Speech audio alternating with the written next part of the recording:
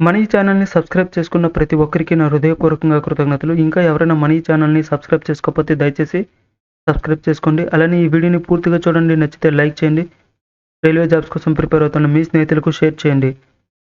General సైన్స్‌కి సంబంధించి సుమారు 1000 ప్రశ్నలకు సంబంధించిన పీడీఎఫ్ అనేది అందించడం జరుగుతుంది. పీడీఎఫ్ కావాలనుకునేవారు డిస్క్రిప్షన్‌లో వాట్సాప్ గ్రూప్ లింక్‌ని అయితే ఇవ్వడం జరిగింది.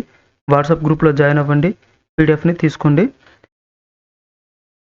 హైడ్రోజన్‌లోని ప్రోటాన్ల సంఖ్య ఎంత?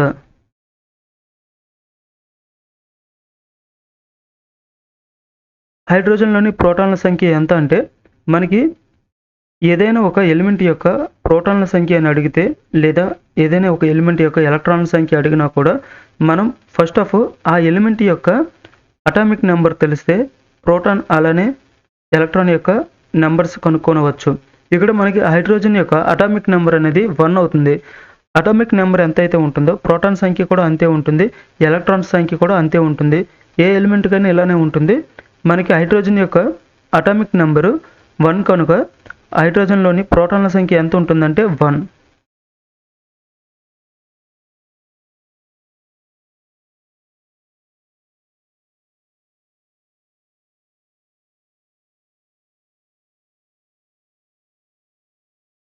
పరమాణు ద్రవ్యరాశి సంఖ్య అంటే ఏమిటి?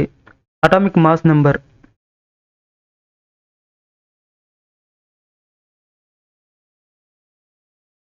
మనకి అటామిక్ మాస్ నంబర్ ఎలా కనుక్కుంటామంటే, పరమాణు కేంద్రకంలోని ప్రోటాన్లు మరియు న్యూట్రాన్ల సరాసరి మొత్తం సంఖ్యనే అటామిక్ మాస్ నంబర్‌గా తీసుకోవడం అయితే జరుగుతుంది. అటామిక్ నంబర్ అంటే కేవలం ఓన్లీ ప్రోటాన్ల సంఖ్యను మాత్రమే మనం అటామిక్ నంబర్‌గా తీసుకోవడం జరుగుతుంది. ఇక్కడ పరమాణు ద్రవ్యరాశి సంఖ్య అటామిక్ మాస్ నంబర్‌ని ఏ విధంగా తీసుకుంటామంటే, పరమాణు కేంద్రకంలోని ప్రోటాన్లు మరియు న్యూట్రాన్ల సరాసరి మొత్తం సంఖ్యనే మనం ఇక్కడ అటామిక్ మాస్ నంబర్‌గా తీసుకోవడం జరుగుతుంది.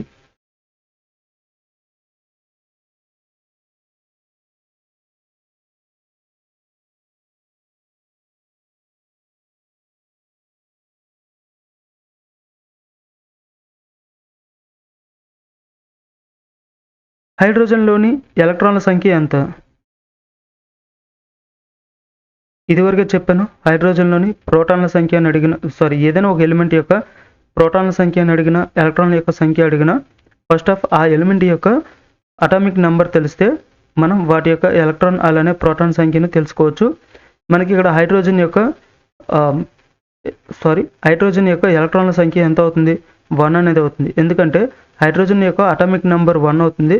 అలానే ప్రోటాన్స్ యొక్క నంబర్ కూడా 1 అవుతుంది. ఎలక్ట్రాన్ల యొక్క సంఖ్య కూడా 1 అవుతుంది.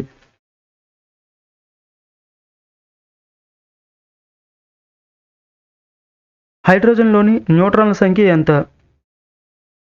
మనం మనం ఎలిమెంట్ యొక్క ఎలక్ట్రాన్ అలానే ప్రోటాన్‌ని ఈజీగా కనుక్కొనవచ్చు. ఎలా?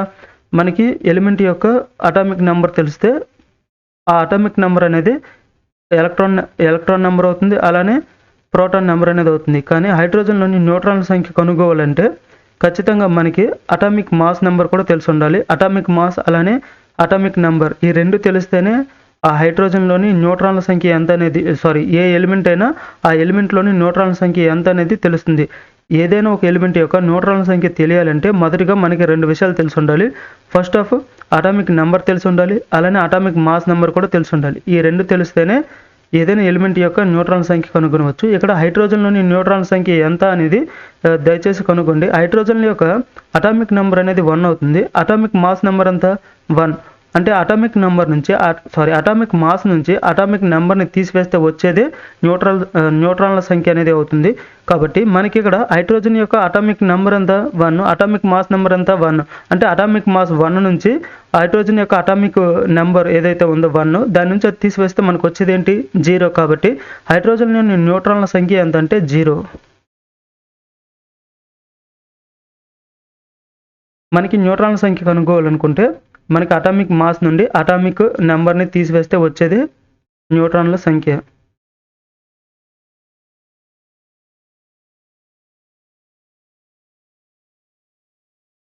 హైడ్రోజన్ యొక్క పరమాణు ద్రవ్యరాశి ఎంత?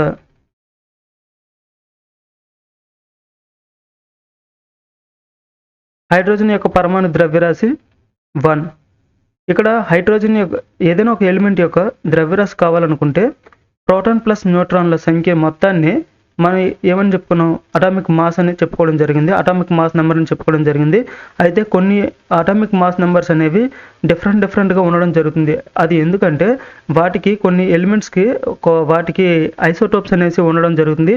ఆ ఏదైతే ఎలిమెంట్కి ఐసోటోప్స్ ఉంటాయో ఆ ఐసోటోప్స్ అనేవి వాటి యొక్క యావరేజ్ని తీసుకోవడం జరుగుతుంది. వాటి యొక్క యావరేజ్ని తీసుకోవడం వల్ల కొన్ని అటామిక్ మాస్ నెంబర్స్ అనేవి ఇంక్రీజ్గా ఉండడం అయితే జరుగుతుంది. ఫర్ ఎగ్జాంపుల్గా మనకి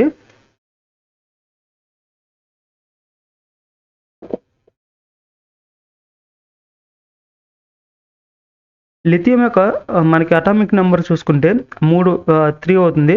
అటామిక్ మాస్ చూసుకుంటే 6 అనేది అవుతుంది. అంటే మనకి అటామిక్ మాస్ని అంటే మనకి అక్కడ ఉన్నది ఏంటి, ప్రోటాన్లు 3 ఉంటాయి, న్యూట్రాన్లు 3 ఉంటాయి. అంటే కూడా ప్రోటాన్ మరియు న్యూట్రాన్ల సంఖ్య మొత్తాన్ని కలిపితే మనకి 6 అనేది రావడం జరుగుతుంది. అంటే లిథియం యొక్క అటామిక్ మాస్ అనేది 6 అవ్వడం జరుగుతుంది. అయితే కొన్నిటికి మాత్రం ఈ విధంగా ఉండదు. ఎందుకంటే వాటికి ఐసోటోప్స్ అనేవి కొన్ని ఎలిమెంట్స్కి ఐసోటోప్స్ ఉండడం జరుగుతుంది. మొత్తం ఒక ఎలిమెంట్కి యొక్క ఎన్ని ఐసోటోప్స్ ఉంటాయో వాటి యొక్క యావరేజ్ మాస్ ఏదైతే ఉంటుందో ఆ మొత్తాన్ని ఆ ఎలిమెంట్ యొక్క యావరేజ్గా ఆ ఎలిమెంట్ యొక్క అటామిక్ మాస్గా తీసుకోవడం జరుగుతుంది. కాబట్టి మనకి అన్ని ఎలిమెంట్స్ యొక్క అటామిక్ మాస్ అనేవి ఒకే విధంగా మనం క్యాల్కులేట్ చేయలేం, డిఫరెంట్గా ఉండడం అయితే జరుగుతుంది. ఇక్కడ హైడ్రోజన్ యొక్క పరమాణు ద్రవ్యరాశి ఎంత అంటే 1 అనేది అవుతుంది. ఏ విధంగా అంటే మనకి అటామిక్ మాస్ నెంబర్ తెలియాలి అంటే ప్రోటాన్ మరియు న్యూట్రాన్ల మొత్తాన్ని సరాసరి మొత్తాన్ని మనం అటామిక్ మాస్గా అయితే తీసుకోవడం జరుగుతుంది.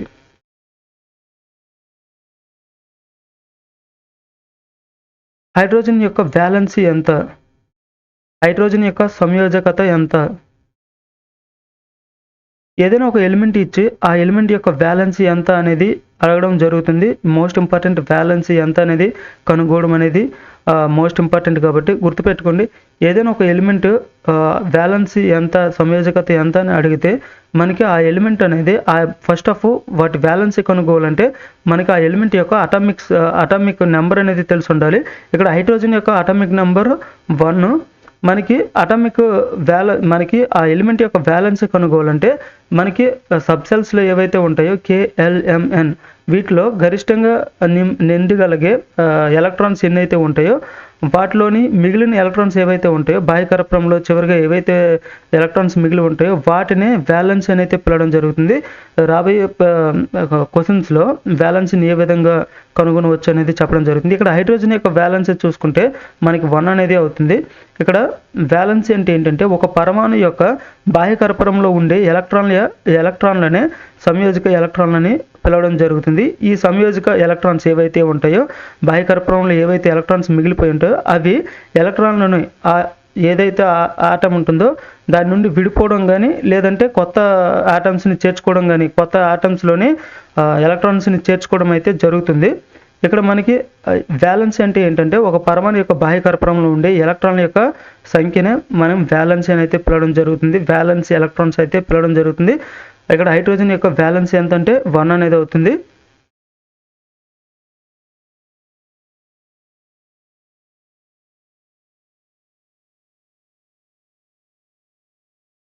ఈ క్రింది వాటిలో వేటి యొక్క వ్యాలెన్సీ అనేది 0గా ఉండడం జరుగుతుంది.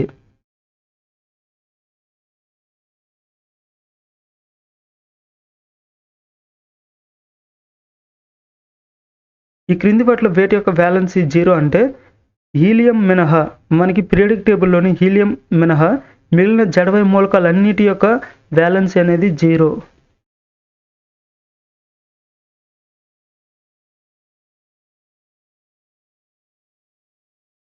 మెగ్నీషియం మూలకం యొక్క వ్యాలెన్సీ ఎంత?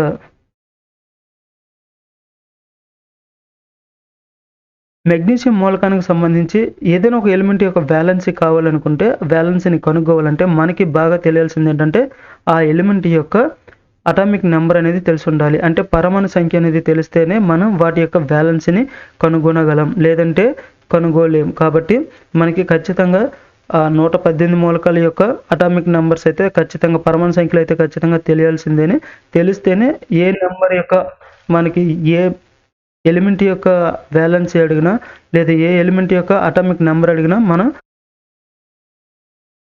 చేసుకోవచ్చు. ఇక్కడ అటామిక్ వ్యాలెన్స్ ఏ విధంగా చేయొచ్చు అనేది చూద్దాం. అటామిక్ వ్యాలెన్స్ ఏ విధంగా కనుగొనవచ్చు అంటే ఫస్ట్ ఆఫ్ మనకి అటామిక్ నెంబర్ తెలిసి ఉండాలి. ఇక్కడ మెగ్నీషియం యొక్క అటామిక్ నెంబర్ అనేది 12. ఇక్కడ ఫస్ట్ సెల్లో మనకి 2 ఎలక్ట్రాన్స్ అనేవి నిండడం జరుగుతుంది. అంటే KLMN అనేవి ఉండడం జరుగుతుంది కదా సెల్స్. ఈ KLM అనే సెల్స్లో ఫస్ట్ K అనే సెల్లో 2 ఎలక్ట్రాన్లు అనేవి నిండడం జరుగుతుంది.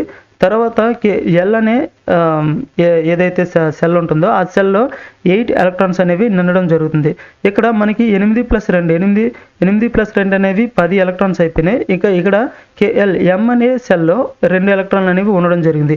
ఇక్కడ ఈ 2 ఎలక్ట్రాన్లు అనేవి స్థిరత్వాన్ని పొందలేదు. అయితే ఇవేం చేస్తాయి, ఇవి ఇక్కడ ఈ మెగ్నీషియం నుండి విడిపోవడం అనేది జరుగుతుంది, కోల్పోవడం ఇక్కడ ఈ 2 ఎలక్ట్రాన్లు అనేవి కోల్పోవడం జరుగుతుంది. ఏ ఎలక్ట్రాన్లు అయితే కోల్పోవడం జరుగుతుందో ఆ ఎలక్ట్రాన్ల సంఖ్యనే మనం వ్యాలెన్స్ అని పిలవడం అయితే జరుగుతుంది. ఇప్పుడైతే మీకు అర్థమైంది అనుకుంటా వ్యాలెన్స్ అంటే ఏంటో. వ్యాలెన్స్ అంటే ఏవైతే ఎలక్ట్రాన్లు అనేవి కోల్పోవడం కానీ లేదా గ్రహించడం అయితే జరుగుతుందో ఒక ఆటము, అందులోని ఆ ఎలక్ట్రాన్స్ని మనం వ్యాలెన్స్ అని అయితే పిలవడం జరుగుతుంది. మనకి మెగ్నీషియం యొక్క వ్యాలెన్స్ అని అడిగితే ఫస్ట్ ఆఫ్ మెగ్నీషియానికి సంబంధించి మనకి అటామిక్ నెంబర్ తెలిసి ఉండాలి. మనకి 12 అని తెలుసు. ఇందులో మనకి సెల్స్లో బాహ్య కర్పూరంలో ఎన్ని ఎలక్ట్రాన్లు గరిష్టంగా ఉంటాయంటే 8 ఎలక్ట్రాన్లు అనేవి గరిష్టంగా నిండడం జరుగుతుంది. ఇక్కడ మనకి ఫస్ట్ సెల్లో 2 ఎలక్ట్రాన్లు, సెకండ్ సెల్లో 8 ఎలక్ట్రాన్లు, మొత్తం 8 2 10 అయిపోయినాయి. మిగిలినవి ఇంకా 2 ఉన్నాయి. ఈ 2 అనేవి స్థిరత్వాన్ని పొందలేదు. స్థిరత్వం పొందాలంటే గరిష్టంగా 8 ఎలక్ట్రాన్లు ఉండాలి. కానీ మనకి ఇక్కడ ఉన్నవేంటి 2 కాబట్టి ఈ 2 అనేవి కోల్పోవడం జరుగుతుంది. ఈ 2 ఎలక్ట్రాన్లు అనేవి కోల్పోవడం జరుగుతుంది. కాబట్టి ఈ 2 ఎలక్ట్రాన్లనే మనం వ్యాలెన్స్ అనేది పిలవడం జరుగుతుంది. కాబట్టి మెగ్నీషియం యొక్క వ్యాలెన్స్ ఎంత అంటే 2. అలాగే అల్యూమినియం యొక్క వ్యాలెన్స్ ఎంత అనేది ప్రశ్న అయితే ఇవ్వడం జరిగింది. మీకు అర్థమైంది అనుకుంటా వ్యాలెన్స్ ఏ విధంగా కనుగొనాలనేది. కాబట్టి ఈ అల్యూమినియం యొక్క వ్యాలెన్స్ అనేది కనుగొండి. ఆన్సర్ చెప్పకముందే ట్రై చేయడానికైతే ప్రయత్నం చేయండి.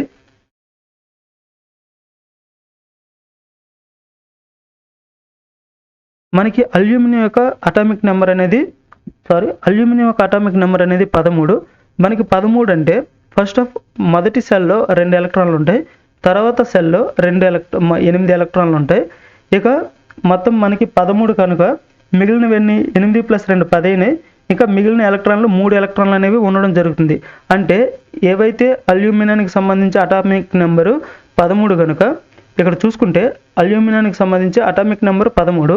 మనకి మొదటి సెల్లో 2 ఎలక్ట్రాన్లు ఉంటాయి. ఇక రెండో సెల్లో 8 ఎలక్ట్రాన్లు అనేవి నిండడం జరిగింది. ఇక మిగిలినవన్నీ 8 2 10 అయిపోతే మిగిలిన 3 ఎలక్ట్రాన్లే ఉన్నాయి. ఈ 3 ఎలక్ట్రాన్లే మనకి ఏమవుతుంది, వ్యాలెన్స్ అనేది అవుతుంది. అంటే అల్యూమినియం యొక్క వ్యాలెన్స్ ఎంత అంటే 3.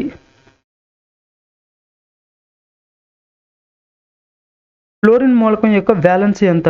ఇది మోస్ట్ ఇంపార్టెంట్ ఈ ప్రశ్న అనేది. ఎందుకంటే మనం ఇదివరకు చూసాం, ఏవైతే ఎలక్ట్రాన్ని కోల్పోతాయో వాటినే మనం వ్యాలెన్స్ అని పిలుస్తాం. అలానే కొన్ని ఎలిమెంట్స్ అనేవి ఏం చేస్తాయంటే ఎలక్ట్రాన్ని గ్రహించడం కూడా జరుగుతుంది. కొన్ని ఎలిమెంట్స్ ఎలక్ట్రాన్ని కోల్పోతే కొన్ని ఎలిమెంట్స్ అనేవి ఎలక్ట్రాన్ని గ్రహించుకోవడం జరుగుతుంది.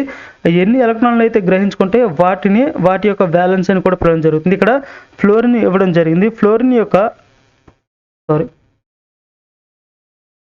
యొక్క అటామిక్ నెంబర్ ఎంత? ఫ్లోరిన్ యొక్క అటామిక్ నెంబర్ అంటే పరమాణు సంఖ్య 9. ఈ 9లో ఫస్ట్ సెల్లో ఎన్ని ఎలక్ట్రాన్స్ ఉంటాయి? 2 ఎలక్ట్రాన్స్లు అయితే ఉండడం జరిగింది. ఇక సెకండ్ సెల్లో ఎన్ని ఎలక్ట్రాన్లు? 8 ఎలక్ట్రాన్లు నిండాలి. 8 చేస్తే మనకి 10 అయిపోతుంది. కానీ పరమాణు సంఖ్య ఎంత ఉంది? 9. 9కి తగ్గట్టుగా దీని నిర్మాణం ఉంటుంది. కాబట్టి ఫస్ట్ సెల్లో 2 ఎలక్ట్రాన్లు, సెకండ్ సెల్లో 7 ఎలక్ట్రాన్లే నిండడం జరుగుతుంది. అంటే ఇక ఎన్ని ఎలక్ట్రాన్లు తగ్గింది? 1 ఎలక్ట్రాన్ అనేది తగ్గింది. అంటే యాక్చువల్గా మనకి ఏమవ్వాలి, ఈ 7 అనేది ఫ్లోరిన్ యొక్క వ్యాలెన్సీ అవ్వాలి. కానీ 7 అనేది ఫ్లోరిన్ యొక్క వ్యాలెన్సీ కాదు. ఎందుకంటే ఇది 7 ఎలక్ట్రాన్ని కోల్పోవడం కంటే వేరే దగ్గర నుంచి 1 ఎలక్ట్రాన్ తీసుకోవడం అనేది చాలా ఈజీ. కనుక ఏం చేస్తుందంటే ఫ్లోరిన్ అనేది ఆ 1 ఎలక్ట్రాన్ని వేరే దగ్గర నుండి తీసుకోవడం జరుగుతుంది. ఇక్కడ మనకి ఎన్ని ఎలక్ట్రాన్లు అయితే తీసుకోవడం జరుగుతుందో ఆ ఎలక్ట్రాన్ల సంఖ్యను కూడా మనం వ్యాలెన్సీ అని పిలవడం జరుగుతుంది. ఇక్కడ ఫ్లోరిన్ యొక్క వ్యాలెన్సీ ఎంతంటే ఫ్లోరిన్ యొక్క వ్యాలెన్సీ 1. ఈ వీడియో మీకు నచ్చింది అనుకుంటా. నచ్చితే ఖచ్చితంగా లైక్ చేయండి. కొంచెం బాగా చెప్పనట్టుంటే దయచేసి కామెంట్లో తెలియజేయండి. ఇంకా బాగా చెప్పడానికి అయితే ప్రయత్నం చేస్తాను. 1000 ప్రశ్నల వరకు పీడిఎఫ్ని అయితే అందించడం జరుగుతుంది. వాటిని కావాలనుకుంటే డిస్క్రిప్షన్లో వాట్సాప్ గ్రూప్ లింక్ని అయితే ఇవ్వడం జరిగింది. వాట్సాప్ గ్రూప్లో జాయిన్ అవ్వండి. పీడిఎఫ్ని అయితే తీసుకోవడానికి ప్రయత్నం చేయండి. Thank you.